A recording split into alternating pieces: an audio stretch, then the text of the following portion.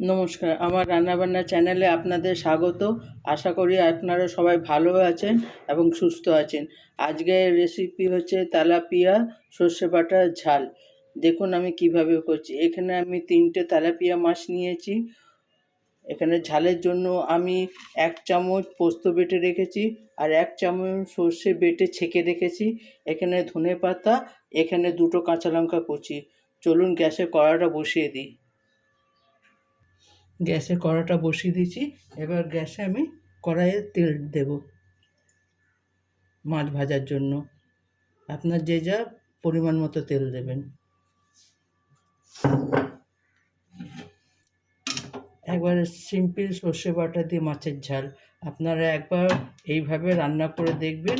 কেমন হয় আমাকে অবশ্যই কমেন্ট করে জানাবেন যে খেতে কেমন হয়েছে। সবাই অনেক পদ্ধতিতে রান্না করে, আমি এইভাবে রান্না করি। আপনারা দেখুন একবার রান্না করে কেমন খেতে হয়। এবার তেলটা গরম হয়ে গেছে, আমি মাছটা দিয়ে দেবো ভাজার জন্য।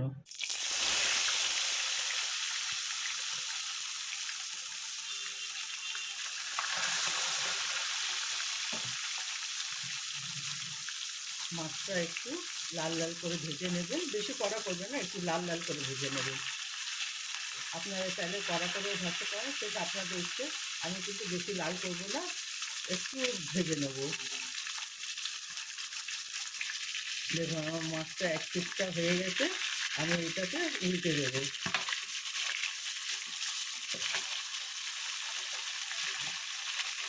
এইভাবে সর্ষে বাটা দিয়ে মাছ করলে বেশ খেতে ভালো লাগে। আপনার গরম গরম ভাতের সঙ্গে খাবে, ভাল লাগবে। কারোর মুখে স্বাদ নেই, স্বাদটা ফিরে আসবে। কারণ সরষে আর পোস্ত দুটো মিশিয়ে দিচ্ছেন তো, এটা বেশ ভালো লাগবে। আপনারা একটু ঝাল দিতে পারেন, যে যেরকম ঝাল খাবে। আমি 2টো কাঁচা লঙ্কা দিচ্ছি, কারণ আমরা বেশি ঝাল খাই না তো, সেটা আমি 2টো কাঁচা লঙ্কা দিচ্ছি। আপনারা চাইলে বেশি ঝাল দিতে পারেন, সেটা আপনাদের কীরকম ঝাল খাবেন সেই অনুযায়ী দেবেন। কিন্তু এটা রান্না করতে বেশিক্ষণ সময় লাগে না, শুধু মাছ ভাজতে এইটুকু সময় লাগে, কিন্তু রান্না করতে বেশিক্ষণ সময় লাগে না। তাহলে মাছটা ভাজা হয়ে গেলেই প্রায় আপনার 80% রান্না কমপ্লিট।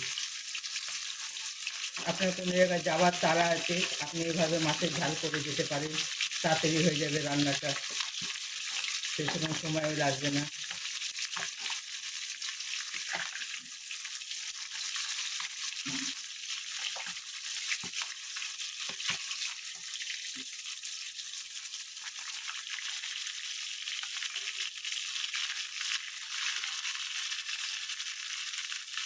তেলাপিয়া মাছ খেতে স্বাদ আছে, তেলাপিয়া মাছের বেশ ভালো লাগে খেতে।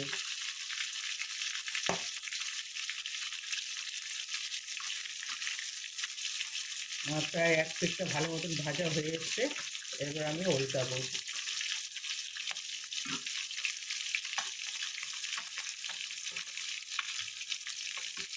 এক পিঠটা হয়ে গেছে, আমি উল্টে দেবো।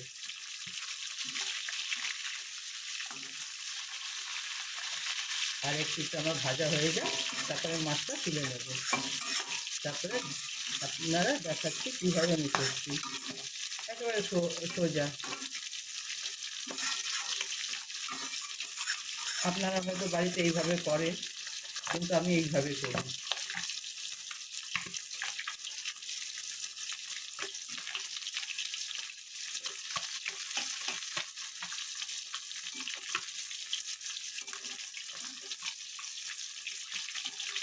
আমার মাছটা প্রায় ভাজা হয়ে গেছে,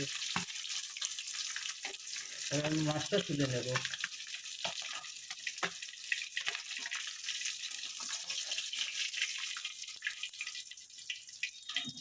মাছটা তুলে আর একটা মাছ ভাজার জন্য দিয়ে দেবো।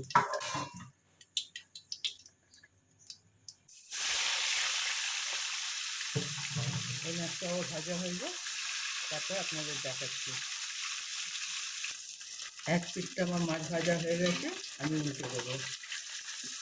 এটাতে কোনো মশলা লাগে না, না আদা রসুন পেঁয়াজ কিছুই লাগে না। এটাতে আপনার শরীরও খারাপ করবে না। আর কারণ সর্ষেটা আপনি থেকে খোসাটা ফেলে দিচ্ছেন, সেই কারণে আপনার অম্বলও হবে না। শসাটাই অম্বল হয়, আমি সেই কারণে সর্ষে বাটাটা ছেঁকে নিয়েছি যাতে কোনো শরীর খারাপ না করে।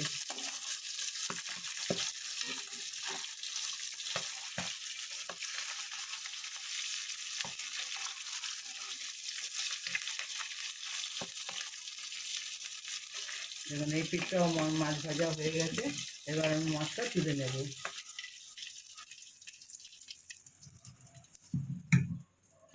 এরপর আমি কালো জিরে ফোড়ন দেব যাতে গ্যাস না হয়। কালো জিরে ফোড়ন দেব,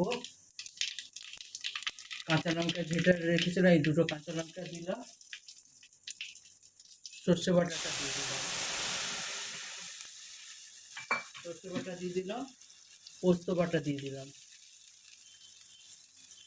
আপনারা চাইলে পোস্ত বাটা নাও দিতে পারেন, স্কিপ করতে পারেন, কিন্তু পোস্ত বাটা দিলে খেতে ভালো লাগে। যেহেতু আপনি সর্ষে বাটা ছিবড়াটা ফেলে দিয়েছেন, শুধু সর্ষে বাটা জলটা নিয়েছে, সেই কারণে আপনি পোস্ত দিতে পারেন। এরপর আমি এটাতে হলুদ দেব, হলুদ বেশি দেবো না, হাফ চামচেরও কম হলুদ দেব।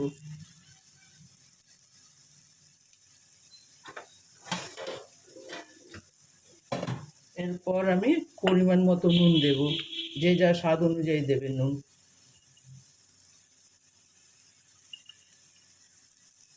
আপনারা একবার এইভাবে করে দেখবেন। নুন দিয়ে দিয়েছি, এবার আমি একটু চিনি দেব রান্নাটা ব্যালেন্স করার জন্য। আপনারা স্কিপ করতে পারেন, আমি চিনি দেব, তাহলে টেস্টটা ভালো লাগবে, রান্নার ব্যালেন্সটা আসবে। আমার সর্ষেটা ফুটে এসছে, এবার আমি মাছ দিয়ে দেব, যে মাছটা ভেজে রেখেছিলাম সেই মাছটা দিয়ে দেব।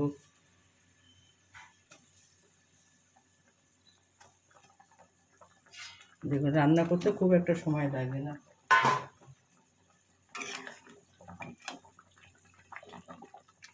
মাছটা দিয়ে দিলাম, চাইলে এর উপর থেকে একটু কাঁচা সর্ষের তেল দিতে পারেন, তাহলে স্বাদটা আরও বাড়বে। এরপর আমি ধনেপাতা উপর থেকে ছড়িয়ে দেব।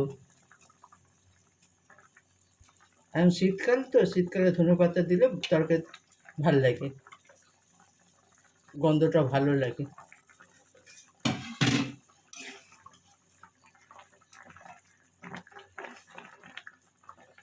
এরপর এটা একটু গামাকা গামাকা হয়ে যাক, তারপরে আপনাদের দেখাচ্ছি। দেখুন সর্ষে বাটা দিয়ে তেলাপিয়া মাছের ঝাল একেবারে রেডি। বেশ, আপনি এইভাবে এতটা গামাকা হলে নামিয়ে নেবেন। আমার তেলাপিয়া মাছের ঝাল রেডি সর্ষে বাটা দিয়ে। দেখুন দেখুন আমার তেলাপিয়া মাছের ঝাল সর্ষে বাটা দিয়ে একেবারে রেডি।